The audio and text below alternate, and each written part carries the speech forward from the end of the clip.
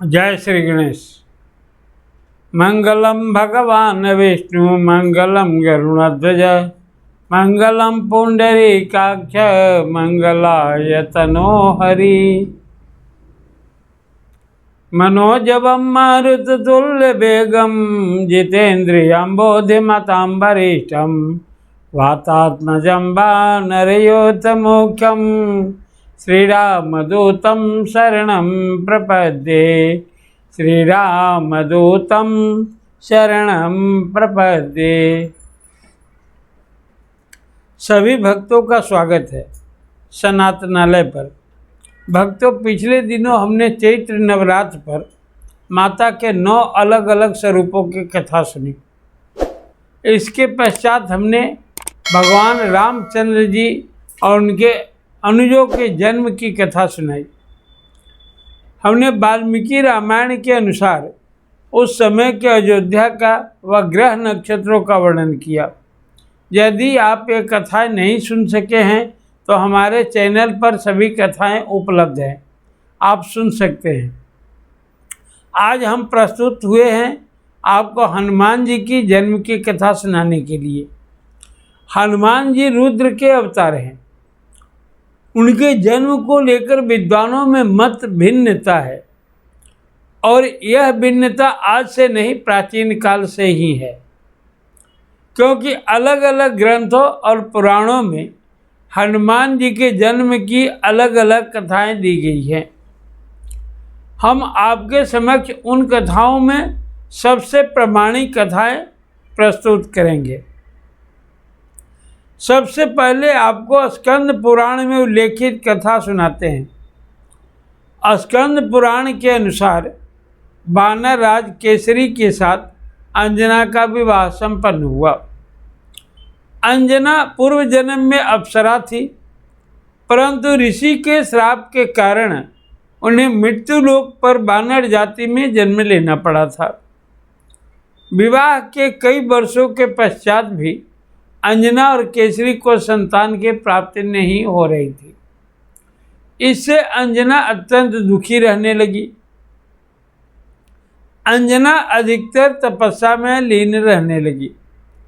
एक बार मतंग ऋषि ने अंजना को देखा और वे समझ गए कि अंजना शोकाकुल है।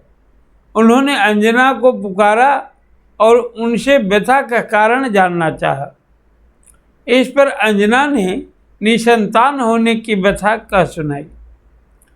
मतंग ऋषि ने उन्हें दक्षिण दिशा में घनाचल पर्वत की ओर भेज दिया।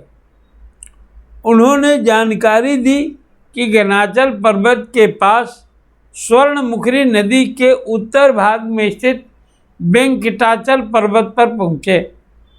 इसी पर्वत के शिखर पर स्वामी पुष्करणी तीर्थ है। ऋषि मतंग ने कहा कि इसी तीर्थ के जल में स्नान करके दोनों पति पत्नी निकट ही स्थित आकाश गंगा तीर्थ पर वायुदेव की तपस्या करो। वायुदेव के आशीर्वाद से तुम पुत्रवती होगी।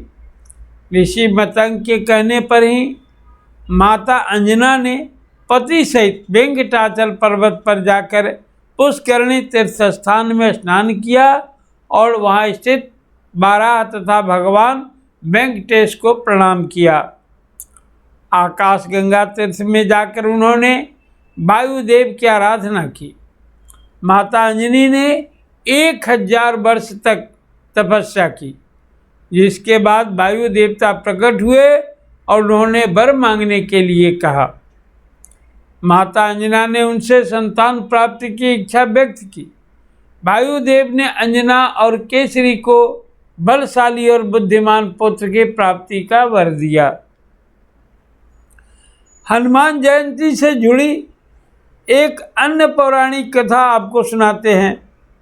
इस कथा का वर्णन वाल्मीकि जी द्वारा ही रचित आनंद रामायण में मिलता है। एक बार की बात है, ऋषि अंगिरा इंद्रलोक पधारे। इंद्रदेव ने उनका विधिवत स्वागत सत्कार किया और ऋषि के मनोरंजन हेतु पुंज का स्थला नाम की अत्यंत रूपवती अप्सरा के नृत्य का आयोजन किया। पुंजिकस्थला ने अत्यंत मनमोहक नृत्य प्रस्तुत किया, परंतु मुनि स्वभाव होने के कारण ऋषि अंगिरा को इन सब में कोई रुचि नहीं थी। अतः वह नृत्य की ओर आकर्षित न होकर प्रभु के ध्यान में मग्न रहे। जब पुंजिकस्थला का नृत्य समाप्त हुआ तो देवराज इंद्र ने पूछा, हे महर्षि, आपको इस अप्सरा का नृत्य कैसा लगा? इस पर ऋषि अंगिरा ने उत्तर दिया, हे देवराज, मुनि स्वभाव होने के कारण मेरी नृत्य या भोग विलास में कोई रुचि नहीं है।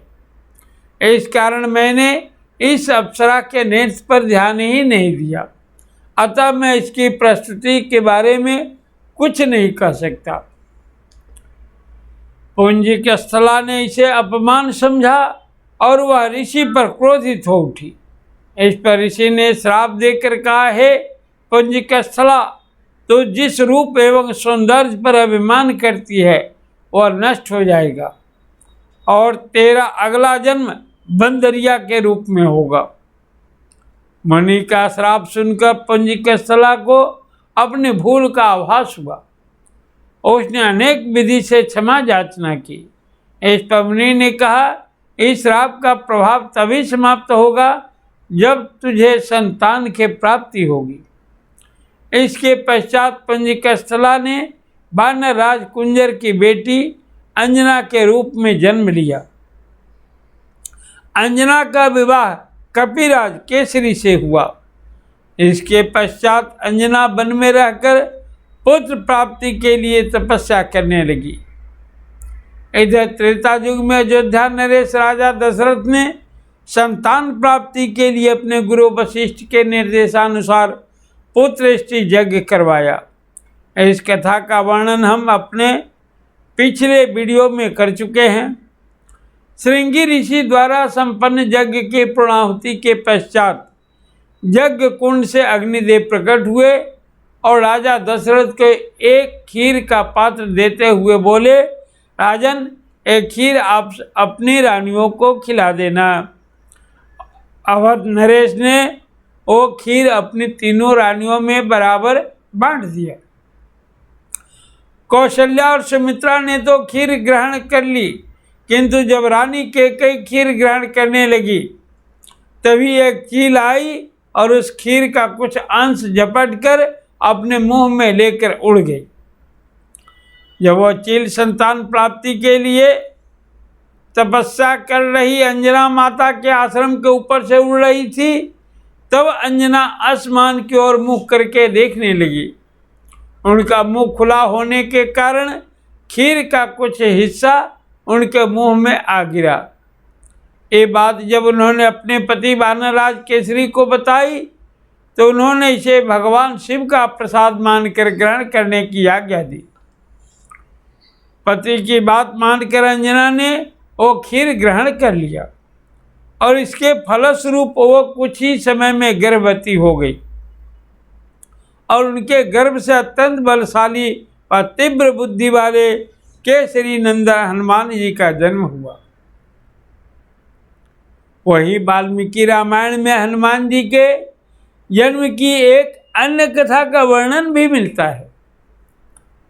इस कथा के अनुसार पुंजिकस्थला नाम की अप्सरा ऋषि के श्राप से कपि यानी बानर योनि में उत्पन्न हुई। उसने बानर राज कुंजर के पुत्री के रूप में जन्म लिया। भूलोक में उसके समान रूपवान कोई और स्त्री न थी। उसका नाम अंजना रखा गया, जो आगे चलकर महापराक्रमी बानर राज केसरी की पत्नी हुई। एक बार अंजना प्रकृति की सुंदरता का आनंद लेने के लिए पर्वत शिखर पर विचरण कर रही थी। उसकी सुंदरता देख पवन देव मोहित हो गए।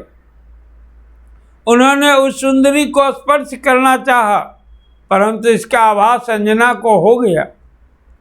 अंजना एक पतिव्रता स्त्री थी। उसने ललकार कर कहा, कौन मेरे पतिव्रत का नाश करना चाहता है? वह श्राप देने को आतुर हुई कि पवन देव प्रकट हुए। उन्होंने कहा कि हे अंजना, मैं तुम्हारे पतिव्रत का नाश नहीं कर रहा, तुम्हें वरदान देने के लिए यहाँ आया हूँ। मनसास्मि गतो यत्त्वं परिसज्य यशस्विनी वीर्यवान बुद्धि संपन्न तव पुत्रो भविष्यति। अर्थात मैंने अव्यक्त रूप से तुम्हारा आलिंगन करके मानसिक संकल्प द्वारा तुम्हारे साथ समागम किया है। इससे तुम्हें बल पराक्रम से संपन्न एवं बुद्धिमान पुत्र प्राप्त होने का वर देता हूँ। इसके बाद माता अंजना ने रुद्रांश महावीर हनुमान को जन्म दिया। अब बात करते हैं महाबली हनुमान जी का जन्म कब हुआ था, समय और तिथि क्या थी। भक्तों, इसे लेकर अलग अलग विद्वानों के अलग अलग मत हैं। वाल्मीकि रामायण में हनुमान जी के जन्म की तिथि से संबंधित जानकारी नहीं मिलती, परंतु वाल्मीकि जी की ही आनंद रामायण में हनुमान जी के प्राकट्य से संबंधित तिथियां मिलती है, जिसमें 2 तिथियों का उल्लेख है। चैत्र मासे शीते पक्षे हरिर्याम महाभिदे नक्षत्रे स समुत्पन्नो हनुमानारिपशोदनः। महाचैत्री पूर्णिमाया समुत्पन्नो अंजनीसुत वदन्ति कल्पभेदेन बुधा इत्यादि केचन। अर्थात भगवान हनुमान जी का प्राकट्य चैत्र मास के शुक्ल पक्ष की एकादशी तिथि को हुआ था। वही कुछ विद्वान कल्प भेद से चैत्र मास की पूर्णिमा तिथि को हनुमान जी का शुभ जन्म बतलाते हैं। वहीं स्कंद पुराण के अनुसार हनुमान जी का जन्म चैत्र मास में चित्रा नक्षत्र में पूर्णिमा तिथि को हुआ था। इस दिन मंगलवार था। हनुमान जी के जन्म को लेकर वायु पुराण में एक श्लोक वर्णित है। आश्विनस्यासिते पक्षे स्वातं भौमे च मारुति मेष लग्ने जना गर्भात् स्वयं जातो हर शिव। अर्थात भगवान हनुमान का जन्म आश्विन मास के कृष्ण पक्ष चतुर्दशी तिथि को मंगलवार के दिन हुआ था, परंतु शुक्ल पक्ष से गणना के अनुसार यह कार्तिक कृष्ण पक्ष की चतुर्दशी तिथि हो जाएगी। वहीं वाराणसी के ऋषिकेश पंचांग के अनुसार कार्तिक मास के कृष्ण पक्ष की चतुर्दशी तिथि को सायंकाल में महावीर हनुमान प्रकटे थे। इस प्रकार हम देखते हैं कि हनुमान जी के प्राकट्य को लेकर मुख्यतः 2 तिथियां सामने आई और इसलिए हनुमान जी का जन्मोत्सव साल में 2 बार मनाया जाता है। आशा है दी गई जानकारी आपको पसंद आई होगी। वीडियो को अधिक से अधिक शेयर कीजिए। सनातन धर्म से संबंधित जानकारी प्राप्त करते रहने के लिए हमारे चैनल को सब्सक्राइब कर ले। बाबा बजरंगबली की जय।